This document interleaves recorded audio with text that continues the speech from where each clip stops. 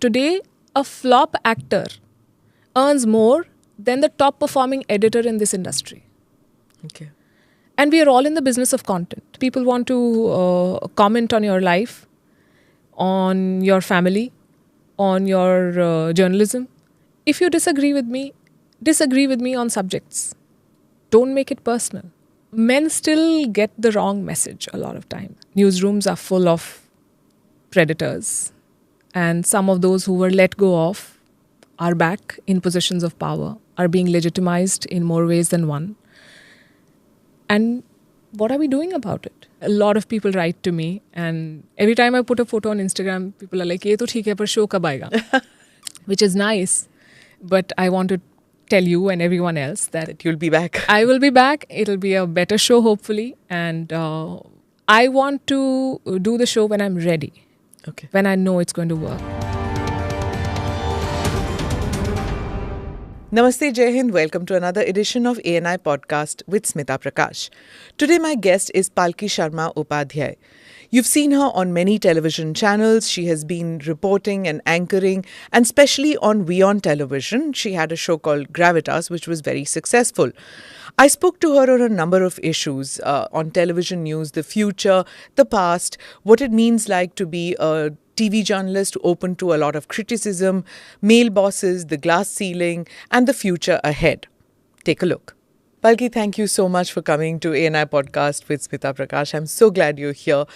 Want to chat so much about journalism, where TV journalism is headed, women in TV. But first, I want to start with your show, Gravitas, which it was a path-breaking show that you did on WION. And it was kind of different, of course, everybody liked your style of presentation and everything, but you decided to go swim against the tide. Instead of doing debates, you decided that's this explainer style that you will do. Was it your idea? Was it the channel? And how did you manage to stick on with that idea, despite the pressures probably to be like the others?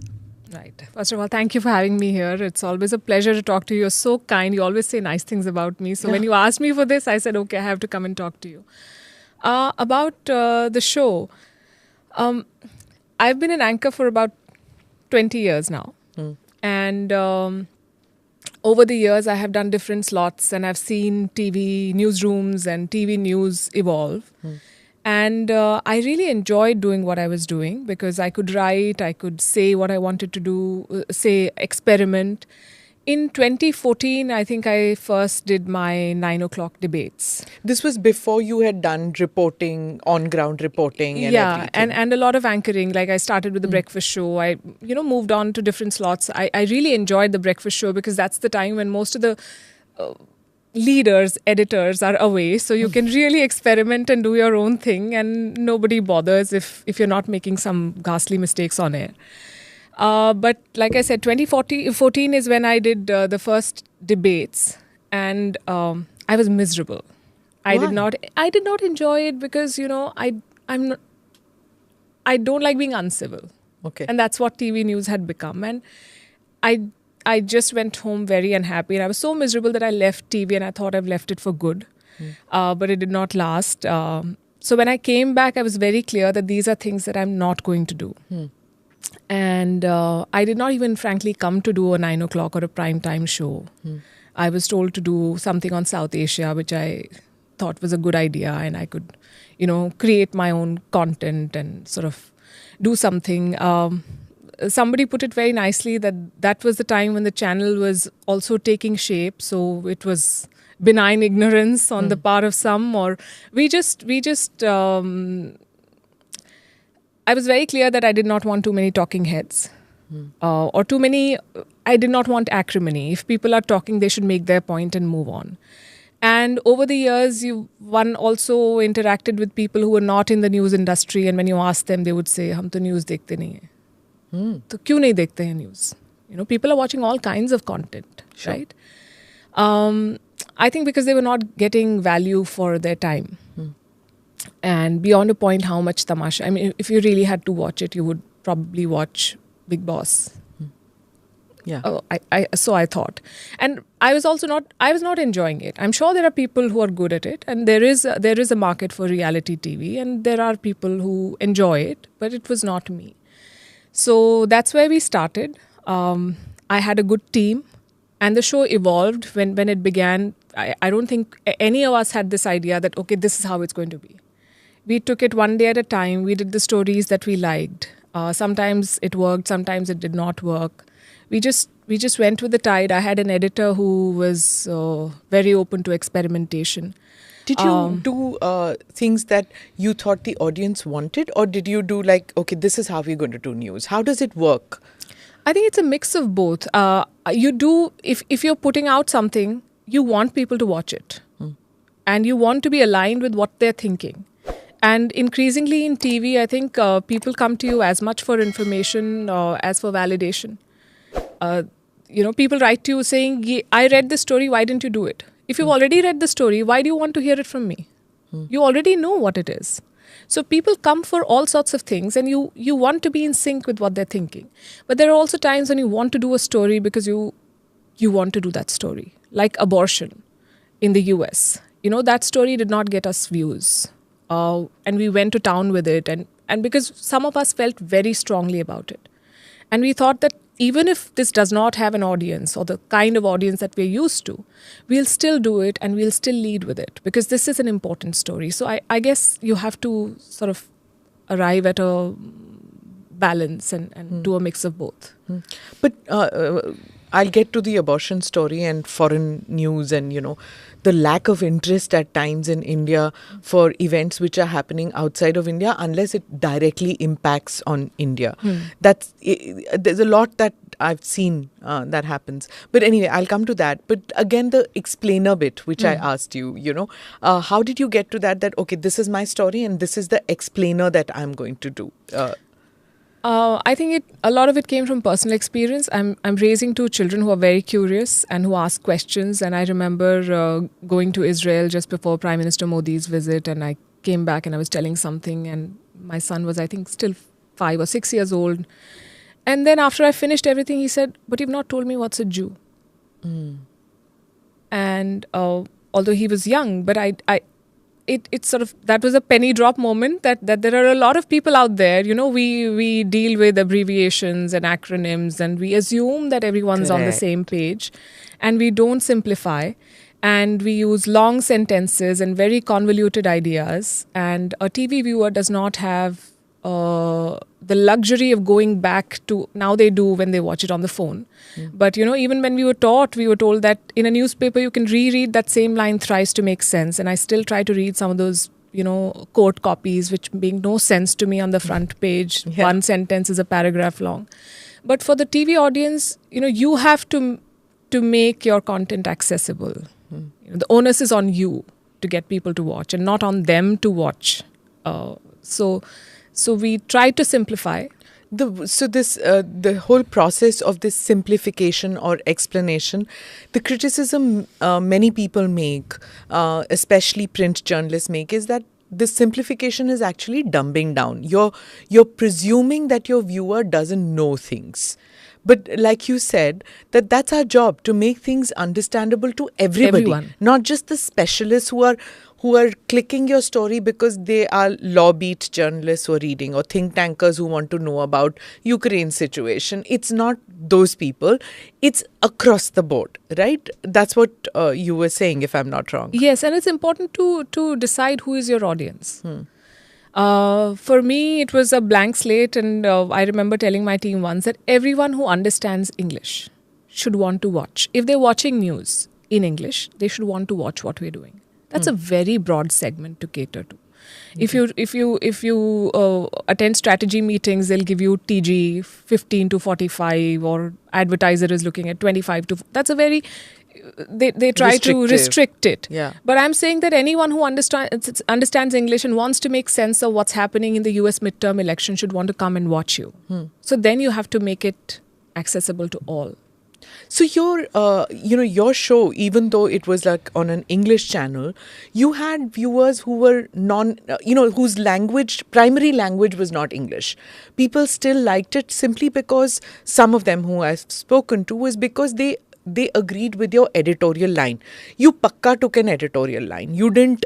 It was an editorial show. It was the edit page of the channel. Huh. That's how we. You were ready for that at that stage. You didn't think कि वो थोड़ा neutral होना चाहिए, both sides of the point. That neutrality is a. I remember reading something very interesting that in the pre-digitization age of news, credibility was a commodity. Both sidism was something that news media sort of adopted as a strategy. Because the advertiser wanted a broader section of the audience to watch and to try and buy what they were selling. So it wasn't an ethical decision. It was a marketing. It was a business decision. Okay. Yeah. But with the advent of digital, news and the internet, things opened up a lot, and now we are not looking at all the viewers. Even if we would want everyone to watch, but we are looking at audience communities. And audience communities are held by some glues like identity, like ideology, like an editorial line. So that we are not looking for people to only watch our news. We want people to watch, like, share, comment, interact completely. And they will be compelled to do it only when something resonates. So also, what are we doing in our reporting? We are looking at what Trump has tweeted or what Biden has tweeted and doing breaking news of that. So I'm already on Twitter. I've already seen it. I don't need you to do that. Either you make sense of what this tweet means for me, or just I don't need you. That there was a time when we were relaying to the people what people in power are doing or saying. But now that communication is direct. Okay. So journalism, that as we learnt it, was what happened, when it happened, where it happened, why it happened. That is already being communicated. That's already done. Yeah. So you want to go beyond. You think you have that to it value was time. add. Yeah, you were value adding in your show that you did, but you'd already done that part of journalism first. Obviously, because that the reporting part. Yeah, you grew up doing that, and that's the. But then you keep going back to it also, right? You went to Ukraine. You did that reporting too. You feel that as anchors, it's necessary to do reporting as well to to be with the story. I don't think only as anchors. I think we started an experiment which worked very well over the last 1 year. Not just anchors, even the people who were writing, the people on the desk were accompanying me to the field for assignments. Because the age of, again, restricting a journalist to the desk or to input or to research or to guest relations is fast getting over. I think the person who's writing a story on Ukraine on the desk will be able to write a much better story if he also appreciates the logistical challenges that a reporter faces, what happens on the ground. So, and also you could say that for whatever reasons, resource crunch bhi tha, bahut sari cheezein thi, but we decided that an anchor can be a reporter, can also be a writer, can also do research. We have to learn all the functions of a newsroom. So with the Quad Summit in Japan, with Ukraine, with Sri Lanka, I've had traditional desk writers go with me, see what happens on the field, talk to people.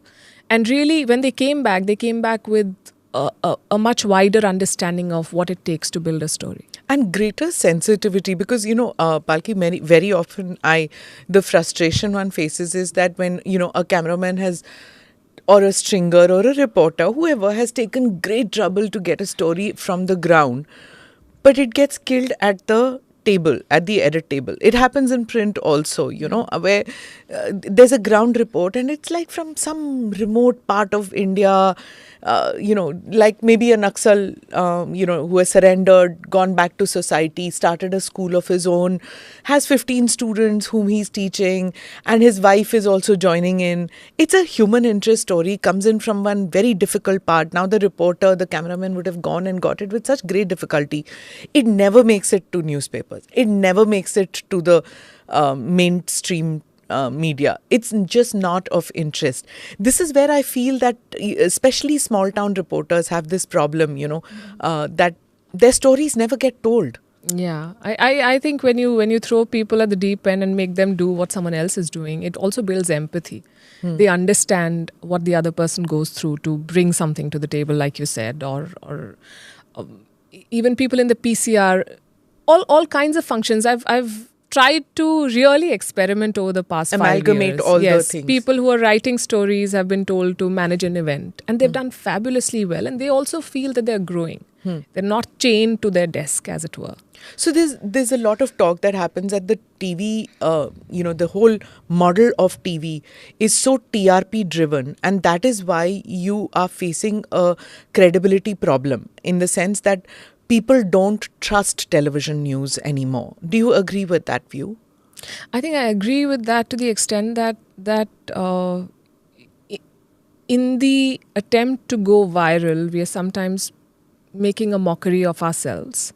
And while people may be consuming something that has gone viral, and you'll get the views, but then it's a slippery slope. Then they'll never come back to you for something. They will not trust you, like you said. There's a credibility crisis, and all of it stems. I feel really bad for reporters who are mocked at when they do something really silly on your bathtub PTCs and all of those things. Yeah.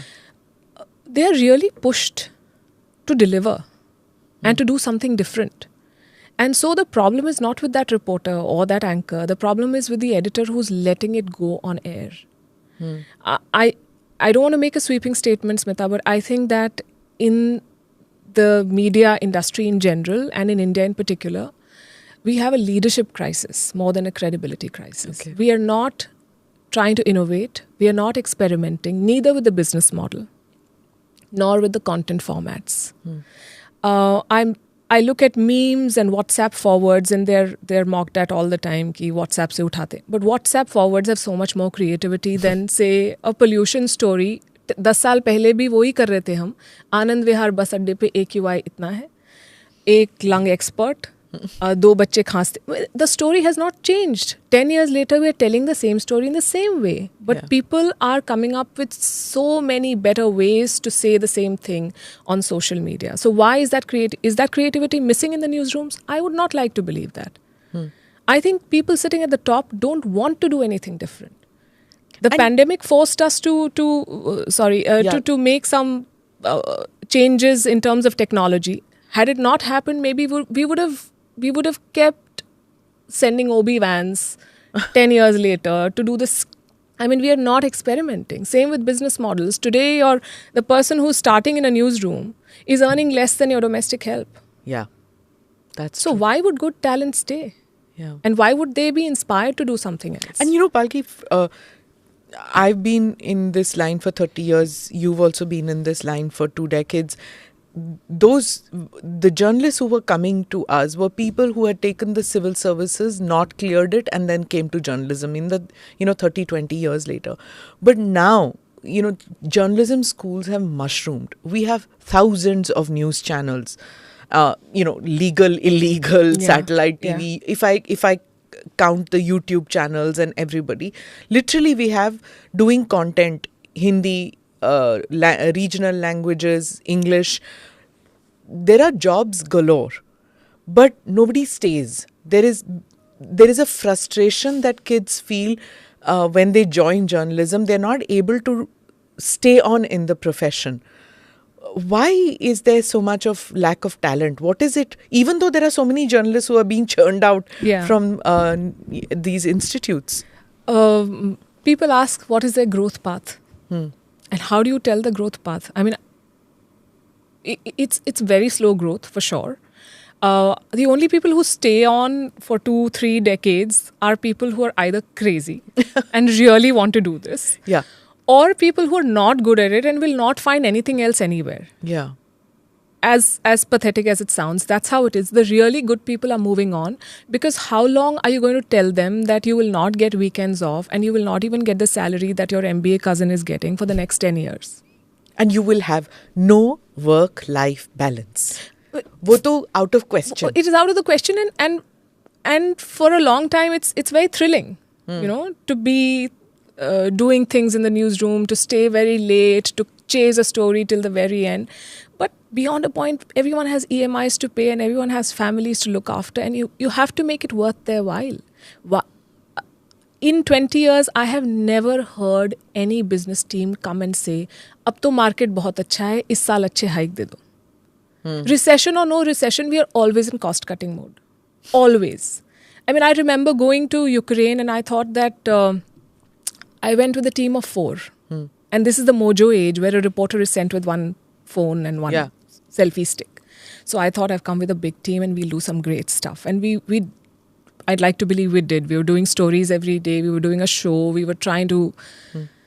And then I see international channels with teams of 30, 40 people who've blocked entire floors in 2 hotels. One where they want to stay because it's a 5-star, and one where the view is very good because they can create a good frame. And I thought, there's no way we'll be able to match this because we're always going to be short of money and resources. Palki, if I may go back to the era of, in the 80s, the heyday of American television networks, NBC, ABC and all, they used to come to India for all the big stories, like Rajiv Gandhi assassination and those kind of stories. And they used to come like that. They, I was working like as a stringer with them, attached to them, like a gopher. That was the word, who'll get the information. There was no Google, if you remember those days. So you had to get information and give them so that they could file their stories. But they would come literally with 20-man teams, and they would come with gear, camera gear and all that gear. They would book satellite, costed hundreds of dollars. No way that India could match. Of course, we didn't have private television also in those days. But what I'm trying to say is that those guys then collapsed under the weight of their own, inability to budget their news. They shut bureaus across the world. International news went off their thing. They depended on agencies to cover international news. They couldn't do it. India, on the other hand, it's been lean and mean because हमारे पास resources शुरू से ही नहीं थे. Well, that's fine. I get your point. You should not overspend. At the end of the day, it's a business and you have to look at the bottom line and you have to make it work for everyone. But I'm saying that we are not ready to stretch the limits of our imagination. Today, a flop actor earns more than the top performing editor in this industry. Okay. And we are all in the business of content. So why is it that we cannot... I love giving this example. A documentary on Chernobyl will be watched on Netflix with a 500 rupee subscription. But the same documentary on a TV news channel will not be watched. Documentaries chalti hi nahi hai is what the sales team will tell you. Because we are not investing. If you what we did in my show, it was resource investment. It's very easy to get guests, most of whom are not paid. They're just, sure, nobody's paid. Yeah, a lot of, they're not paid and they just come and they give their time and we create content, and it takes a lot of effort, I'm sure, for the anchor to put himself or herself out there every day to discuss a lot of topics and it's impromptu. Cheap way of doing content, frankly. Yeah. But if you're going to build 1 hour of content, you need writers, you need editors, you need people who design graphics, you need video. That is resource investment. Yeah. So I think that there are gains to be made, and I think it will make business sense if we create a good product because people are now spoiled for choice. Okay. See, there was this whole talk about the amount of influence that, say, a BBC or an Al Jazeera has. If you see their population of UK, right, and you compare that with one channel of BBC and the international influence that it has, and compare that with India's population, we probably have more TV, people who have TVs are probably 7 or 8 times the population of UK. And yet we don't have an international channel. Even though we have so many domestic channels, is it time now for India or Indian channels to invest in making a global channel? Of course, WION was there, but it doesn't really have that impact of being, of being a mover and shaker like, say, an Al Jazeera or a BBC. I think we are 20 years late. We should have done it then. We should definitely, there's an urgent need for us to do this, to take control of the narrative, to tell our story right, and to tell it to the whole world. And there is a market. You mentioned WION. By the time I left, only 40% of our audience was based in India. 60% was outside India. And these were not just NRIs. These were people from all over the world, all ethnicities, all countries, who were engaging with us, who were writing to us. And that shows that the world is interested in what we have to say, in our perspective, in our point of view. I remember earlier this summer, we were in Dubai and we were having lunch and we asked for the check. And it came with a huge slice of cake. And I said, I did not order it. And so the head chef came and he said, this is from the Rajapaksas. Sorry, what? I'm a Sri Lankan. I watch your coverage. Sitting in Dubai, on Sri Lanka, from a channel that's run out of Noida. And he says, I really like what you say. And this is complimentary. And so you strike a chord. I think there is so much to be done. We are not thinking big. Not on an institutional level and not as a country level. Do you think the government should have done? I mean, there was this DD International. Nobody will believe the government language, right? It may not fly. And see, if the government does it, then you'll say that they're peddling their agenda. If they don't do it, then they're blamed for not, supporting. At the end of the day, if you're talking about free media and a business, then you have to create a business model that is going to work. Yeah. That's exactly what I said, that at the leadership level, people are not thinking big enough. So why, on the other hand, if I was to come back to audiences, why is it that Indians are not really interested in international news all that much? If you watch the debates, if we just see prime time is rarely anything to do with international news other than Pakistan. And that also if they have done something like attacking us, or if they are collapsing because of whatever reason, there's a coup or there is a jalsa or something like that, like an Imran Khan issue. It's that. Or else if it is China, Galwan, that's a story. Ukraine somehow captured a little bit of news, not just because of the Indian students, but it did capture a little bit of. But other than that, international news is just hardly anywhere. Because we don't do it. We don't do it like that. I think the Indian audience is more aware and interested and invested in what's happening in the world than people in a lot of other, especially in the West. They're very inward looking. I also remember reading this study that said that people in developing countries are more interested in global affairs than people in developed countries who don't want to look beyond what's happening in their life. There is a higher chance of an Indian being able to tell which city falls in which state in the US than an American being able to. Vice versa. Yeah, correct. Right? So we are interested, but we have to, like I said, make that story accessible.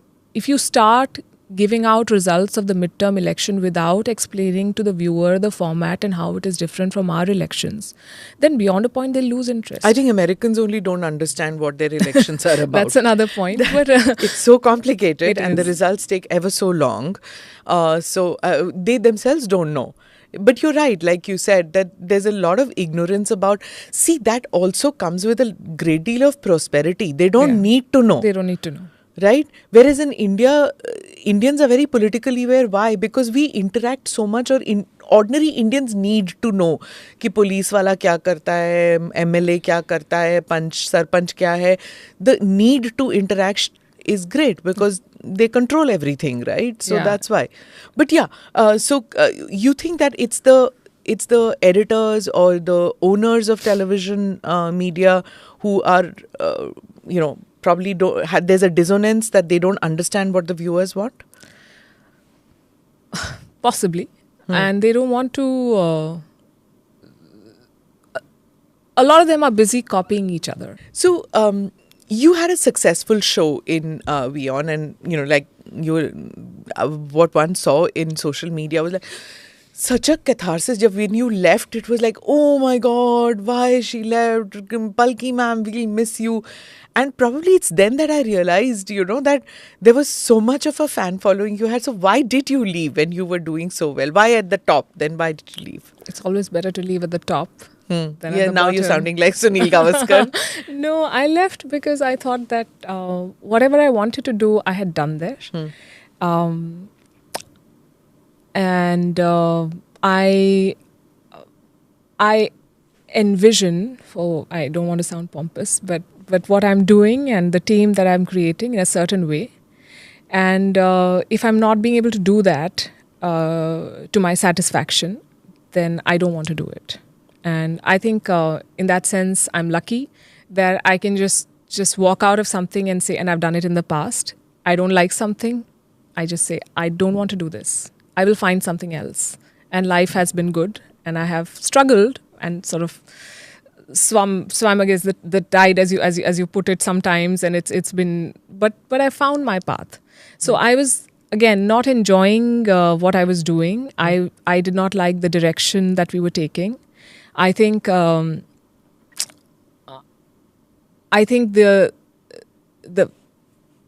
we were doing news curation, and we had to move to the next step, and we had to tell the India story in a more compelling fashion. I think somewhere I did not see that happening beyond a point. So tell me, you were talking about reporters, like those who have to wear combat clothes in the newsroom, or they have to, do a flood story with water around them because of graphics in a bathtub. So these are decisions that the reporter can't take. Yeah. What about the anchor? Can the anchor decide what is the story, what is the storyline in all channels? Because you've worked in several channels. How much clout does an anchor hold in deciding what should be the storyline and how will I take this forward? I think it depends on the anchor. Okay. There are anchors, and I'm not saying prime time or non-prime time. There are anchors who are very clear about what they want to say, and that comes through. And then there are TP readers who will not beyond a point, say, why is this running?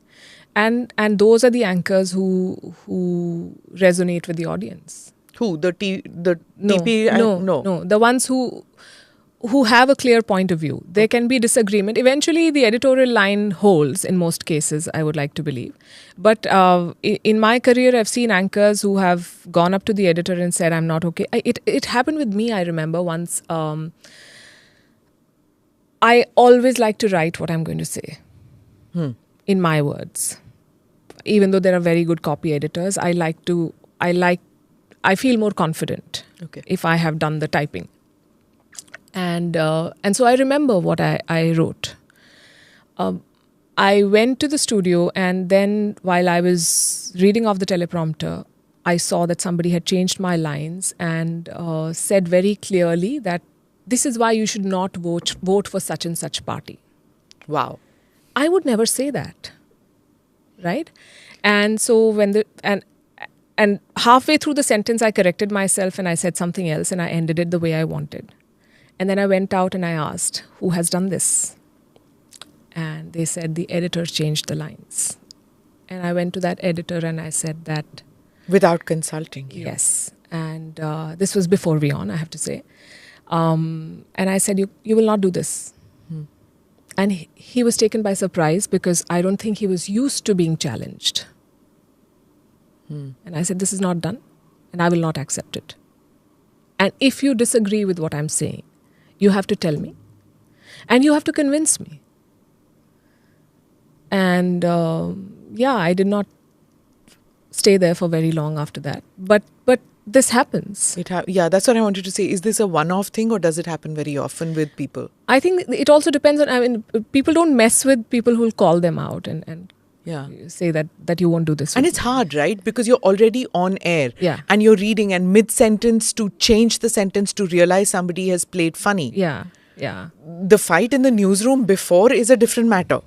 Yeah. But on air, these kind of things that could happen, those, yeah. And the other thing is that I just saw I think it was, yeah, Rahul Shiv Shankar said on air that he took on, when, remember, McAdams, Yeah. that thing that where yeah. he put the wrong name, and he said he took the flack at that time. But what had happened was that whoever was feeding in the name in the teleprompter did the mistake.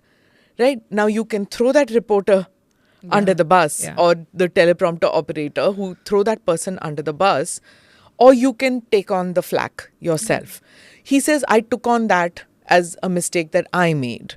But this is a more serious thing which you're talking about, where the editorial line is being tampered with. There's a lot of difference. If you take the credit for the great lines that your team writes and for all the work that goes behind, so you take the flak also. But when someone has deliberately changed something because they think that you are not going to apply your mind and just read whatever is written, is problematic. Okay. And see, there are many times that handouts come from governments, and I'm not talking about now, I'm talking about over the years. Handouts come that this is what you should speak today. This is what is going. Earlier, to wohi pada jata tha when it was Doordarshan and All India Radio, that government officers used to read the news, the government. And today, when I hear people saying, "Oh, that was such lovely times. There was no noise, there was no cacophony. We got the news clean, where we had Salma Sultan reading it out and things." Telling them that was the only news, and that was written by government officers. And you believed it, that's the only news that happened. Pradhan Mantri yahan gaye, Pradhan Mantri ne ye kiya, that's all. No question of Pradhan Mantri ne kyun kiya. Right? Today you're hearing it all. You're hearing different points of view. So it's noisy, but at least you're getting different points of view. So now when it changed, but still governments put pressure on newsrooms, on editors, that ye padho, put this out. How much pushback does it happen in newsrooms, against the government line?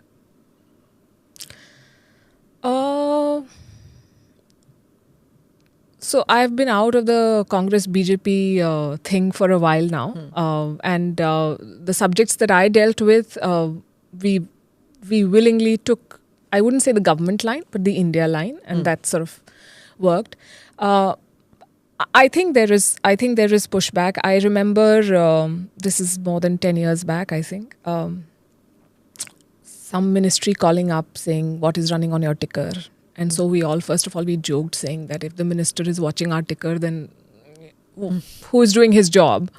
But those things used to happen, and we would argue and sometimes not run it or run both sides of what was going on, and those things did happen. Palki, it's a known thing. I mean, the joke or the sarcasm used to be that there was a certain politician, very powerful politician, who was known as bureau chief.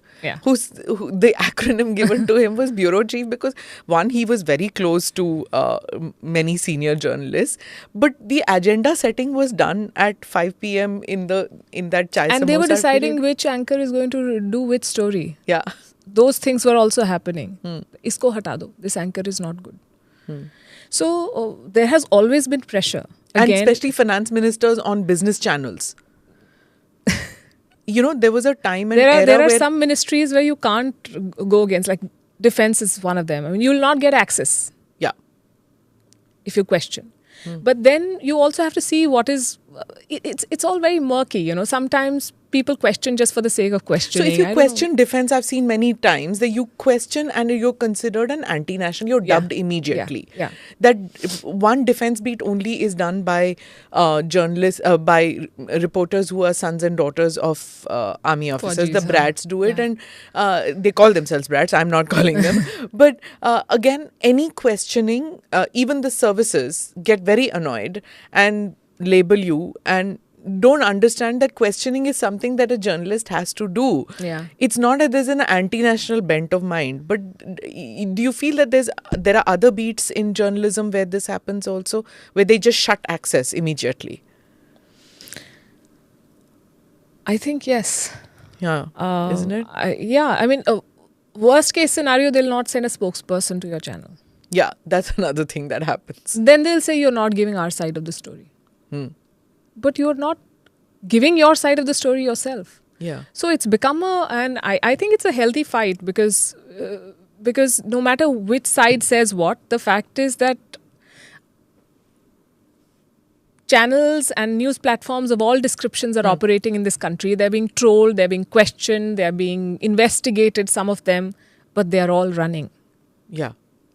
So there is space for everyone and all kinds of opinion and points of view. So tell me, Palki, do you think that that there are enough firewalls in place in TV channels because it's live TV, right? Immediately stuff goes on air. Are there enough firewalls to filter out fake news and viral news which are not credible? Increasingly not. No. No. I think the viral editor is setting the agenda now for newsrooms. Really? Yeah. Sometimes I feel that अगर Twitter बंद हो जाएगा तो फिर channel कैसे चलेंगे? Because we are all looking at what is trending.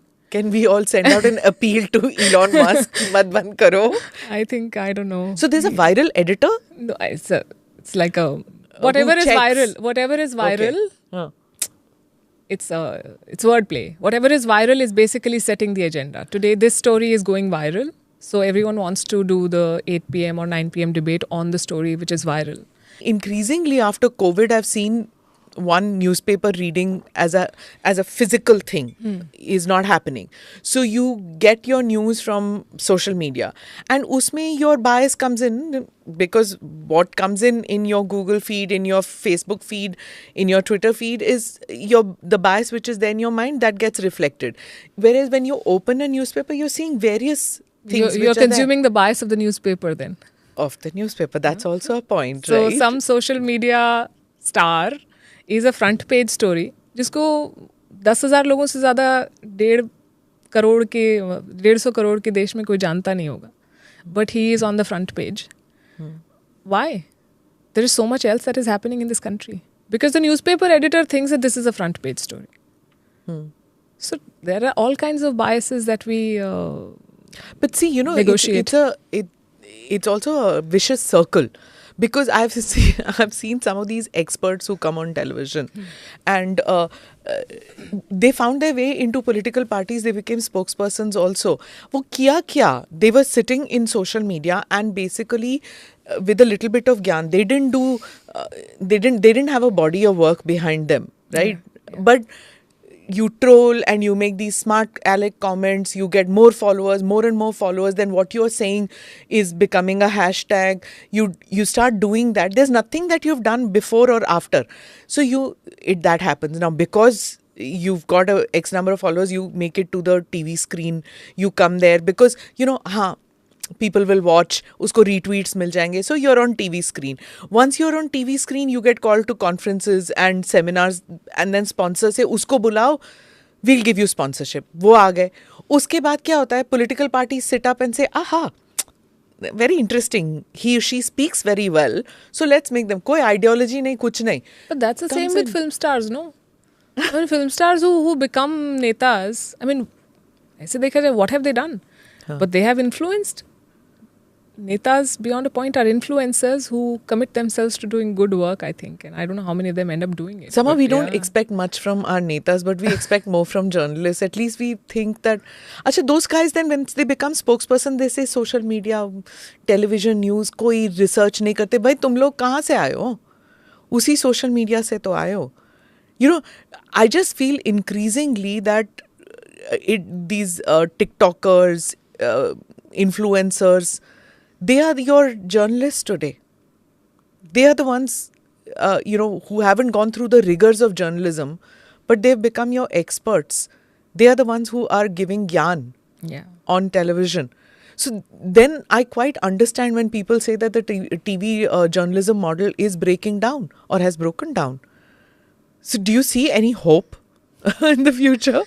See, I think mass communication has become a two-way street now. Right? The viewer is telling you in real time what they're watching, what they like, what they don't like, bouquets, brickbats, everything is coming as you read the news. You can see the YouTube comments, a lot of which are nonsense.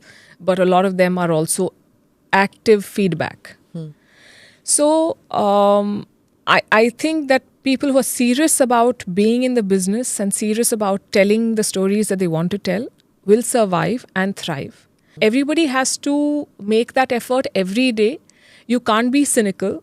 You can't be saying that, oh, Pakistan does it all the time, so this time if they have fired some rocket, it's okay. 20 साल से 25 साल से पाकिस्तान ये कर रहा है. No, it's a story every day. You have to. I don't know if I'm making sense to you, but yes, absolutely. I think that we are in a phase where the real stars will shine, and those who are not pulling their weight are going to be left It's like behind. when the stone pelting used to happen in Kashmir. So the newsroom gets tired, right? Yeah. ये तो हर Friday होता है, ma'am. हाँ. क्या करना है? And I'm saying, no, you have to go there. You have to put a camera out there. It is a story.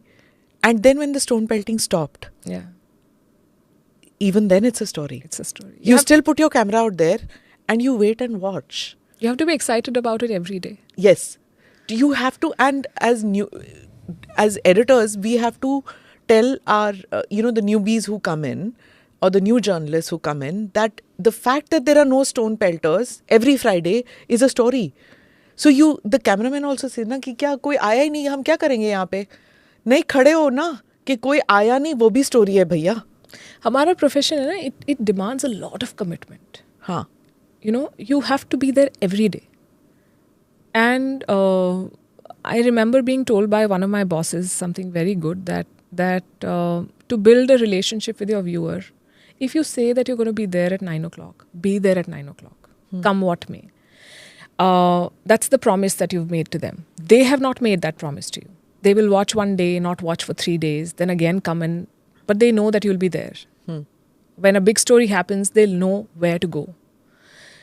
And it takes a lot of commitment. And after all these years, I still can't understand how there are anchors who walk in half an hour before their show, just put on makeup and sit and start reading. So you still have to be a little nervous before your show. You still have to, at the end of a show, I mean, we've had so many discussions every day saying this story did not go the way we want. You have to be excited. Yeah. You have to be nervous. You have to challenge yourself constantly. Only then will you survive. And I think the reason for your success also is that you respect your audience.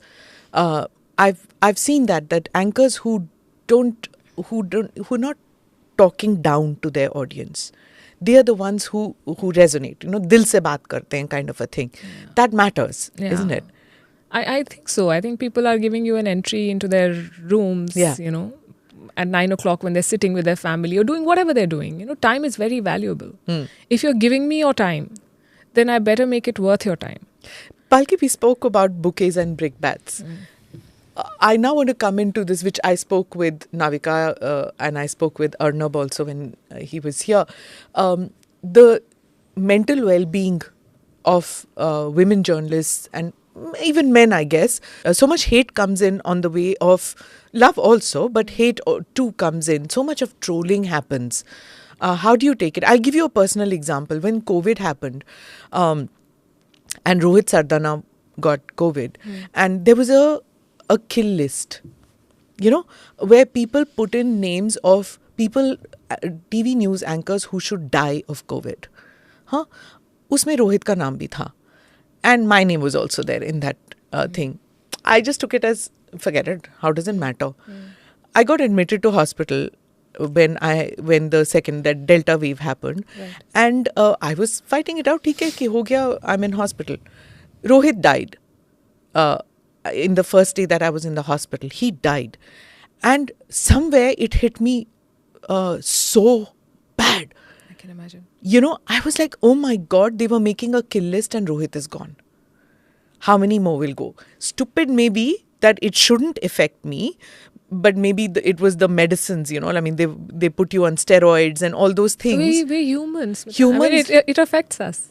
Right? We may say that it doesn't affect us, but it affects us. Yeah. And increasingly I worry that although my children don't have access to these platforms, but they have friends, people talk, people say all sorts of things. People want to comment on your life, on your family, on your journalism. If you disagree with me on subjects. Don't make it personal. But that's why they're called trolls. And I have a policy I know that you give it back as good as you get it. Yeah, I try. I try to not respond. Yeah, I've seen. I don't. Because I don't think I want to give them even that satisfaction. Maybe that's a good way. I will get to being that. Because I don't want, I cannot stoop to their level.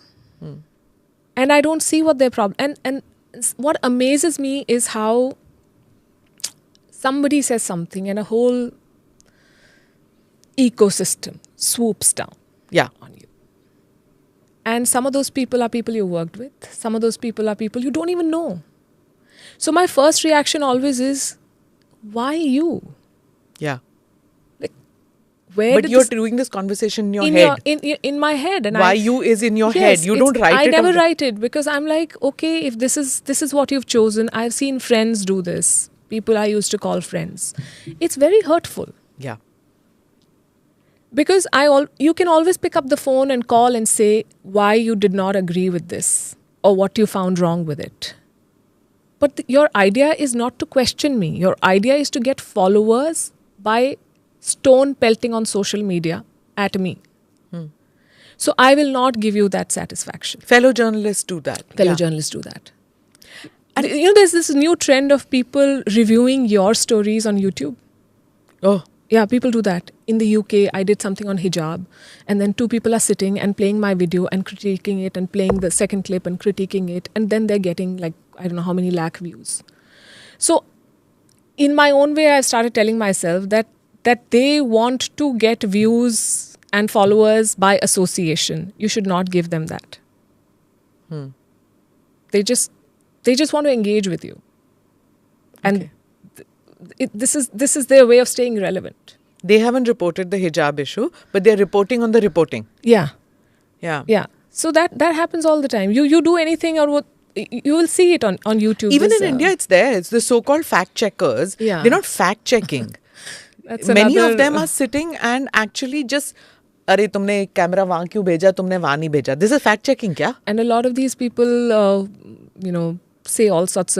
use all sorts of terms and pejoratives for Yes. journalists, are themselves people who once wanted to do things in newsrooms and did not deliver or did not survive. And so it's a case of sour grapes. It's their problem. They comment, and I've seen senior women journalists also commenting on attire of women journalists. And it's hurtful. It is. And women get it more. I'm sure you have also, ऐसे वाले earrings पहन के आ गए, ऐसे वाले कपड़े पहन के आ गए, jacket क्यों नहीं पहना, Indian clothes क्यों पहना, बिंदी क्यों नहीं पहनी, बिंदी क्यों पहना. These are what? Please listen to the content. No, they're not listening to content. It's how you're attired. Even when I do this YouTube thing, I'm sure there'll be a whole thing that Palki ma'am to बहुत सुंदर लग रही थी. Because a whole lot of thing is that. Yeah. It's about presentation. A lot of these rules apply only to women. We are supposed to look a certain way. We are supposed to, if we are too soft and smile too much, then we are diffident. If we are too aggressive, then we are rude.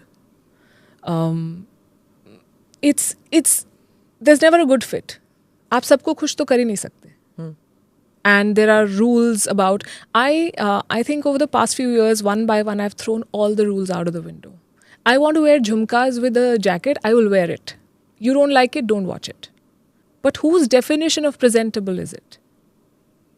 And what is good?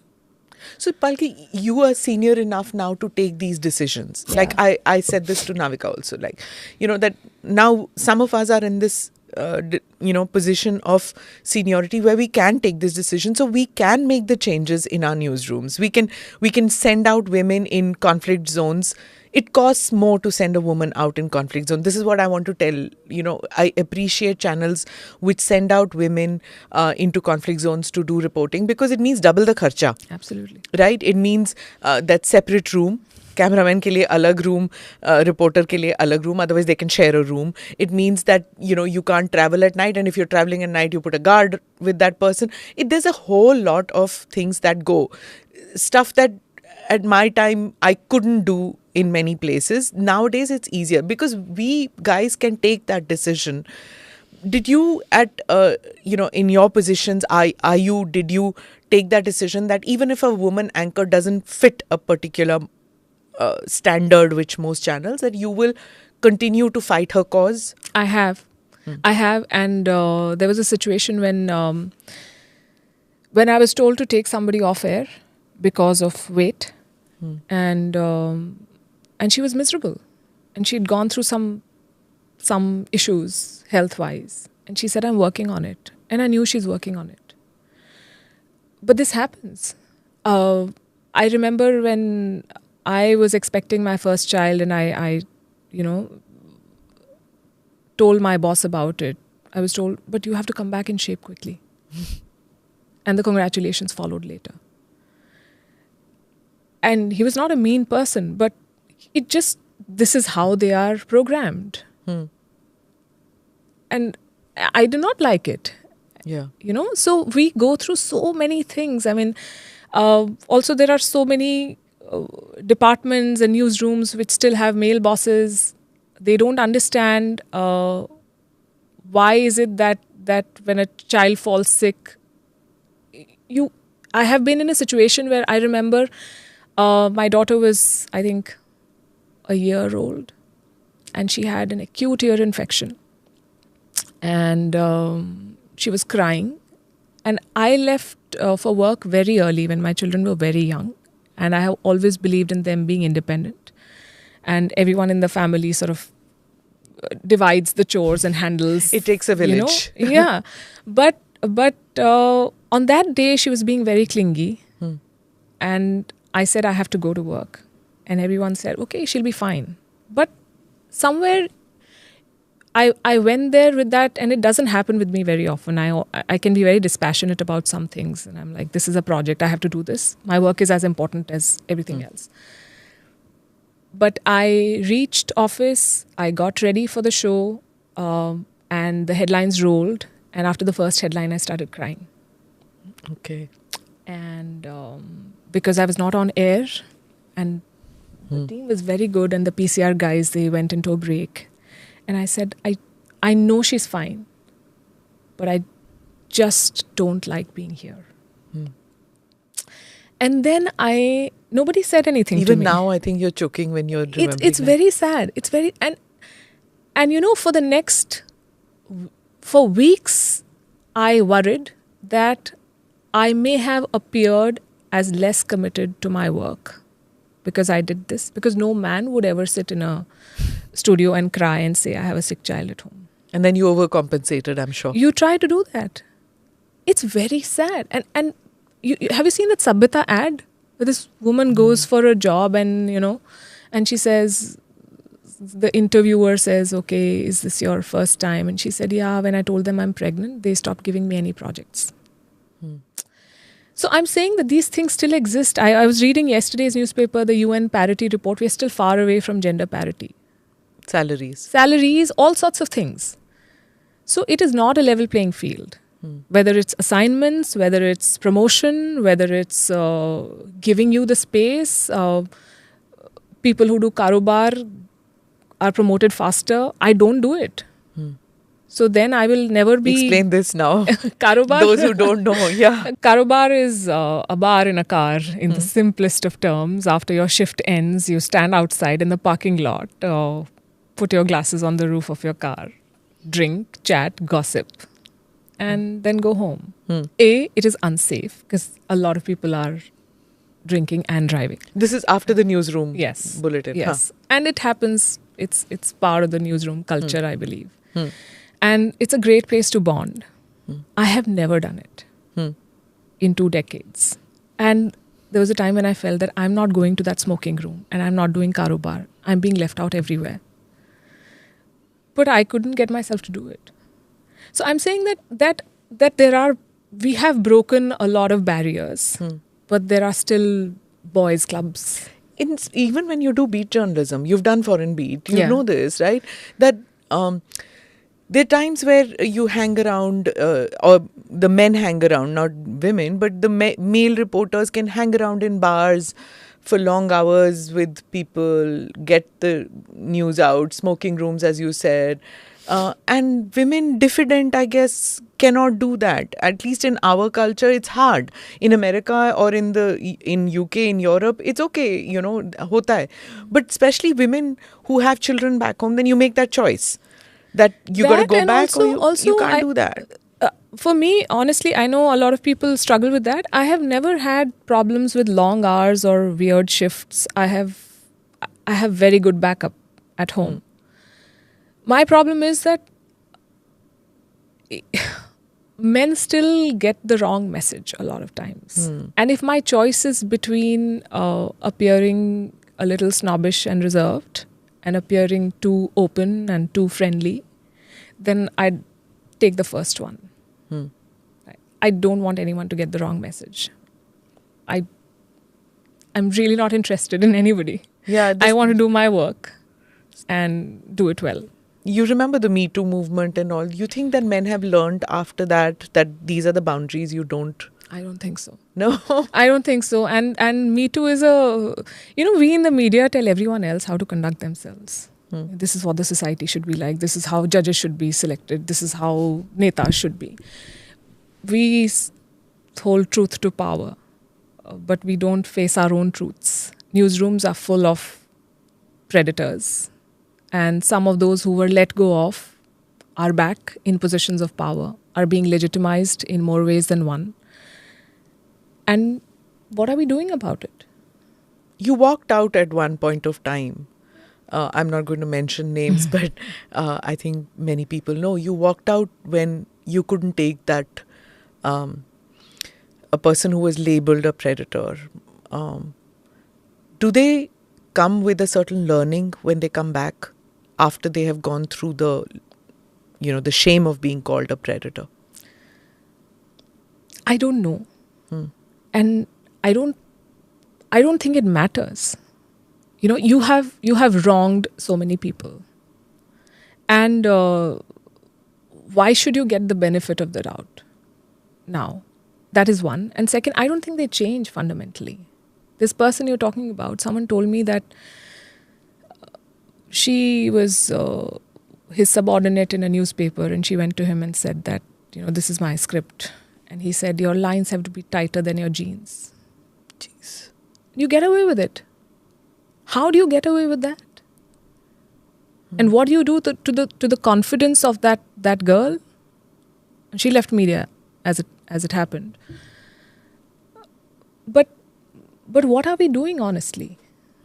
And we let them be, and we give them space, because a lot of us don't want to be branded as trouble. You raise a stink in one place, and 10 other newsroom leaders will say, okay, this one is bawaliya. That's the word they use, no? Bahut bawal hai. Isko nahi rakho. So that's what happens, Everyone's She's a making problem person, because she won't take it. Yeah. She won't just brush it off. Yeah. But, it happens often. There was a case when a reporter said, this was quite some time ago, when she said that a certain politician, rubbed his shoulder once in a wrong manner, then rubbed the arm in a wrong manner. Should we take it out? So I asked her, I said, what do you want to do? To go through the thing? I call up the politician, I take it up, we can issue a letter and all that. And she said, no. She said, I just want to let you know, मैं अपने तरीके से deal कर लूँगी, but I want you to know that this politician is like this. So don't put young reporters on the job who don't know how to handle. I will handle the man on my own. And she handled the man on her own terms. And also we sent out a message that, listen, watch out, because what you did, this time we are letting it go because the reporter doesn't want to go forward with it. But be careful. Otherwise, next time it becomes an issue. Now, that happens because also she knows that hum isko reporter, she got a sympathetic ear. Not every time that happens. It doesn't happen because I think you would empathize with what they go through. Also, a lot of times it's non-verbal. A lot of times you don't know how to I remember about 15 years back, I went to the studio after a big interview had just finished with a very prominent minister. And the studio had different sets, so I had to do the news from another set. And the editor is asking the minister, would you like tea or coffee? He's not replying. He's not replying because he's staring. And it was a big newsroom and he kept staring, and I felt violated without him having said anything, without him having done anything. The male gaze, as how they do you say. quantify that? Yeah. And what do you say? That he was looking at me. Yeah. But you feel terrible. Yeah. And these things happen, and I'm sure a lot of reporters on the field go through this. Yeah. What are the mechanisms? We all have these Vishaka guidelines, POSH, etc. No. We are far away from making it a safe place for women to be, a place where they can thrive just on the basis of merit. How? What do we do now next? What should newsroom managers, what should news media owners, editors, how do we go forward? Awareness to hai, right? How do we go forward? That mentality changes, or what do you put in place? Because it's not enough to put laws and rules, you're saying. No, I think the younger workforce is much more aware and open. When you interact with people who have become journalists in the last 2 to 3 years, they are much more open to respecting boundaries. They understand. The women are much more vocal, and they say, I will not put up with this. I think this is a generational shift. I think there is more awareness. But as leaders, we have to facilitate it. Because people in teams take cues from how their leader behaves. If somebody in my team calls me and says, I'm feeling depressed, and I can't explain why, but I don't think I'll be able to come to work and write today. One way of handling it is saying, okay, don't come, but don't make it a habit, or not giving that person the best assignments from there on. Correct. The other way of saying is that, how do you want me to help you? It's okay. I have been through this. I know a lot of people who have good days and bad days. Everyone does, in fact. And it's okay. Take your time and let me know how I can help you. Word travels, they will feel more comfortable. You have to create that culture. That culture building has to happen gradually, but it has to happen consciously. Did you have any boss who did that with you? That empathy? Yeah, You did. I did. You're lucky then. Yeah. Right? I was really supported and allowed to grow. And also, I think it also happens with bosses who are not insecure. Because Male bosses, women bosses, both. both. I've had some very good mentors. Okay. Let me get to, finally, when are you coming on air? Everybody wants to know this. How can I do a show with you without knowing when are you coming on air, back on air? Very soon. Okay. In what role? You can't tell. This whole secretive thing. We are in stealth mode, as we say. No, we are building something. We are building a team. We are putting together a big team. I know, and it's a great space to be in, because every day you read headlines about people being laid off, and it's very unfortunate. And at a time like this, we are once again swimming against the tide, as you put it. And there are more jobs. We are looking for people who are talented. Let me make this pitch on your show. Okay. Who are passionate about news and who are not afraid to be thrown at the deep end in any role. So I'm working on it. I want to do the show when I'm ready. Okay. When I know it's going to work. I know that as people who, and it takes a lot of adjustment to, there are days when, and so much news has happened ever since I left. You want to tell the story. I'm like, yeah, I want to be there, and I would have said it in this way. But it has been a great learning experience for me, in patience, in understanding when the time is right, and when a lot of people write to me, and every time I put a photo on Instagram, people are like, "Ye to theek hai, par show kab aayega?" Which is nice, but I want to tell you and everyone else that you'll be back. I will be back. It'll be a better show, hopefully, and we will put it out when we are confident that it'll work. But don't you get this whole lot of auntie ji kind of advice that out of sight, out of mind ho Oh, jayega? my mother tells me all the time, लोग भूल जाएंगे. I'm like, you. तो फिर मैं बचपन से तो anchor थी नहीं, you know. Somewhere you build it. ठीक है, लोग भूल जाएंगे. I'll do something else. But you don't get it from your mom that आज बहुत tired लग रही थी. Oh, all the time. I don't like these clothes. Who got you this thing? Why are you wearing chenille? You know, बीच में कुछ fashion था. Everything was velvet. Like नहीं ये तो सिर्फ cushion पे अच्छा लगता है. So you get it from your mom too. All the time, yes. Yeah. And do people ask you how you manage, since both you and your husband, both of you are journalists, you'll have different points of view. And you worked in two different channels which had, kind of contrary views, editorial lines. And घर में झगड़े होते हैं कि नहीं? No, but we have so my father-in-law was also a journalist. Correct, yes. And legendary. And my mother-in-law is very aware, and sometimes she ends up educating all of us and saying, "नहीं, you are wrong. ये ऐसे हुआ था और उसने ये कहा था." Okay. So it's a good, healthy sort of a mix. And now my children also have an opinion on most things, and they're like, "We don't want to discuss this." Or when I try to tell them something, like, "Don't be preachy. This is not gravitas time. Like, please don't do this." So those things happen all the time. But I think it's see, when most of us enter a room, they're saying, "Ay, आगे ज्ञान बांटने के लिए." Do you get that? Do you feel that after politicians probably in the pecking order, we are disliked the most because they feel ये pontificate करेंगे यहाँ पे भी. Yeah, but I usually don't. No, you don't. I don't launch into this thing unless somebody is really prodding me, and maybe beyond a point, I tell them that watch my show. Please don't ask me here. But they'll ask you, Gujarat कौन जीतने वाला है, हिमाचल कौन जीतेगा. I'm sure they'll ask you this. Yeah, they do that. Yeah, and if you don't say, then they'll say कि इनको आता नहीं कुछ. They do it all the time. Somebody has even asked me, "Do you write your own thing?" Who writes those things for you? Who writes it? Yeah. I have a very good team. Yeah. I'm sure you get that a lot because there is a lot of talk that anchors they just कुछ नहीं आता. कुछ नहीं आता. Bottom of the brain chain. That they actually just read what has been given to them. And sometimes it is true. Yeah. It is true that to look pretty is enough in some channels. And to present it enough, to present it convincingly, even if they are not your thoughts, is enough. And sometimes that's what is required. Yeah. The anchor might have thoughts of her own, but it's not asked of you. Yeah. It's given to you and you have to speak it.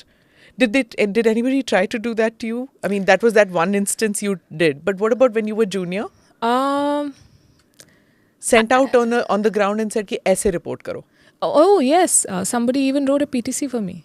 Saying, go to Vijay Chowk and say this. Well, I may not remember it. No, you have to say this. And I will write the package. Then you only do the PTC. Why are you sending me? No, you do it. Okay. So initially one sort of played along. Sometimes some of those stories were... I've had all... When I started in Hindustan Times, I remember I went to the editor before I got the position and I said, I want to comment on foreign affairs. And I was still in college. And, this Iraq war is happening and this is happening. And bahut patiently he listened to me. And then he said, okay, I have an assignment for you. Do a story on Dandiya nights in Jaipur. Like, what did I just tell you? I didn't say that, obviously. But he said, no, do it. And make a funny piece, okay? Write something nice and funny, quirky. Okay. I wrote something. Rejected it. He rejected it 10 times, Smita. Okay. Saying it's not funny enough. And I kept rewriting it. But that was the time when I think I was really young and I thought, okay, isko to main impress karke I will write something that he likes. And then it made to the anchor story. But you did also today. This is what I tell young reporters. Zaruri nahi that we are doing stories which we want today. बहुत घिसी-पिटी stories करनी पड़ती हैं. The first story television story that I went out was a funeral. It was. But if I did something with somebody, the same thing with someone today, I think after the 4th rejection, I'd get a call from HR saying there's harassment happening in your team. So you can't do it now. They will walk out. I think you can't reject a story 10 times and say, no, I don't like it. What do you not like it? I don't like it. You can't do that. They will come to, I changed lines all the time in whatever I did. And then people would walk up to me and say, what in it did you have an issue with? And I had to have an answer. If you don't have an answer, You can't say मेरे पास फुर्सत नहीं है. फुर्सत नहीं है, मुझे नहीं बताना, अच्छा नहीं था. You can't say that. Okay. Or at least I don't. I mean, I don't like So it. I believe it's the same with teachers. You can't, since you have young kids, you can't slash a page and say redo.